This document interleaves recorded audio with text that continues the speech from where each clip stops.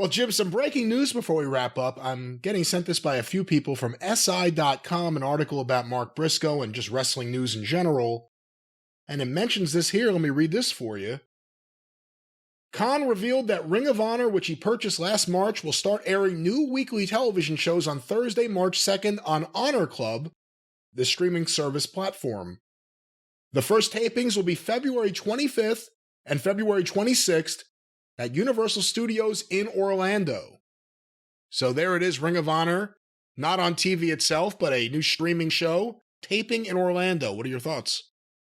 Who's going to book it? I think you know the answer to that.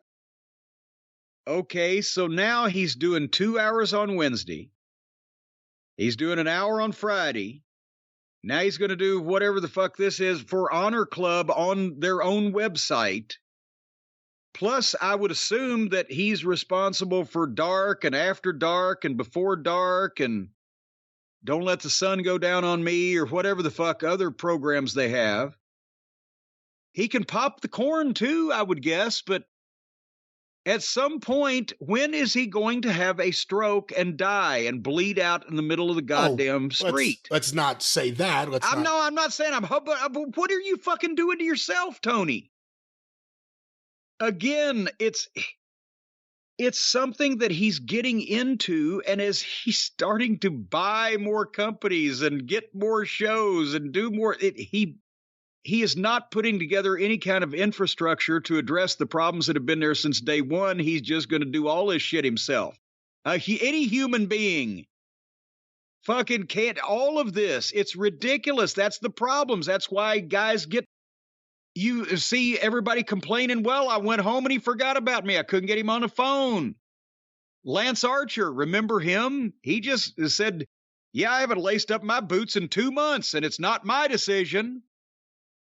They can't find him, they can't get him, or elsewise, if there's trouble, they can't get him. And he hired 6 people in talent relations so that he didn't have to talk to any of the boys because he's off booking more fucking imaginary wrestling shows for companies that he's yet to start. It's too much, especially for... Look at Tony. You can tell he's withering under this, and he's an excitable boy to begin with, to quote Warren Zevon.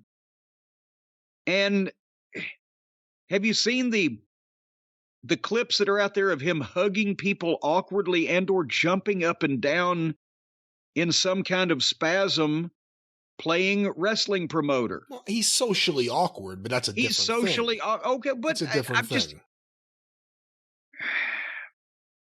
All I'm saying is, before he runs 2 different wrestling programs across 3 or 4 different platforms, might be an idea if he gets his shit together on just one of those first. That's my comment. I'll leave it alone there. Well, considering what Ring of Honor always was, and again, it's very different since Tony bought it, but if the idea is to treat it still as this separate entity, at least in terms of feeling and ambiance, what do you think about the idea they're going to be taping it at Universal Studios? Well, you don't need to know where something is being shot. Based on the crowds you'll get, actually, is more specific to why I'm saying that, because Ring of Honor, so much of Ring of Honor was always about the audience. Yeah, well... For good or for bad. Again, I remember when I was in TNA and we were shooting at Universal, and you do 3 days in a row, and the third day there'd be almost nobody in there. The first day pay-per-view, yes, all the fans from Florida and around the area, they would come, and you got in free. And then the second day for the TV, it'd be okay, And then the third day, because how many days in a row can people come even if it's free, right? And they kept saying, well, we need a better crowd. We need a better crowd. If we could only get out of Orlando. Well, they got out of Orlando and spent a bunch more money and didn't have better crowds. They didn't have that many people. My thought was taping in Orlando, Florida, as a city, as a location, should have been easy as pie because it's a big city and you got a lot of fucking people there. And you're letting them in free. Right? The problem was when you go 3 days in a row, or the fact that then they had FCW, and then they had the outlaw shows in Florida, and then everybody got used to going to wrestling in Orlando and not paying anything. And then there was too much free wrestling from everybody to go to, so it started to kill it. But as far as we did the same thing in Louisville, we let people in free for our TV tapings, and we were full every week for about 3.5 or 4 years straight, till Laurinaitis started fucking with me, and then Heyman started booking. And then it emptied out real quick. But by the same token, we gave them a show that they wanted to see and that they wanted to come back and see again. What the people in Orlando with TNA got was a bunch of disjointed matches. A lot of times they didn't show shit on the screen. They couldn't show shit on the screen because we were taping ahead. Or it was just bullshit because of shit stain people didn't understand. So they didn't give those people a good show that kept them coming back. They got in free and they saw a parade of matches, some of which were bleh.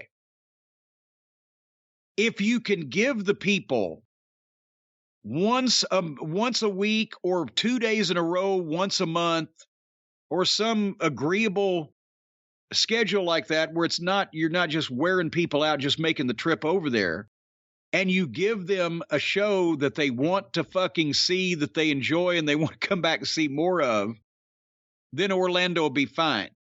But if it's just taping endless loops of meaningless matches to put shit together in post later on, and the people there live don't know half the fuck of what's even going on, they're going to get the same thing as everybody else has got. Fans in Orlando are bored with fucking free wrestling. They've seen so much of it, and they don't particularly give a shit. That's why when they wanted to do the developmental training program in Florida, I thought they were out of their mind, because if I had the entire country to choose from to start a localized wrestling promotion to use as a training facility, the two places that I would stay away from in the entire country are California and Florida. California, because it's too big, it's too expensive, and it's just too much. And the homeless have taken over. And the homeless, and also because then all the wrestlers would want to be TV fucking celebrities. And Florida, because they've seen so much wrestling, so much outlaw wrestling, so much bad wrestling, and you don't have to pay for a goddamn wrestling ticket there anymore, and haven't for 15 years. And the homeless took over a long time ago. So that's all of that.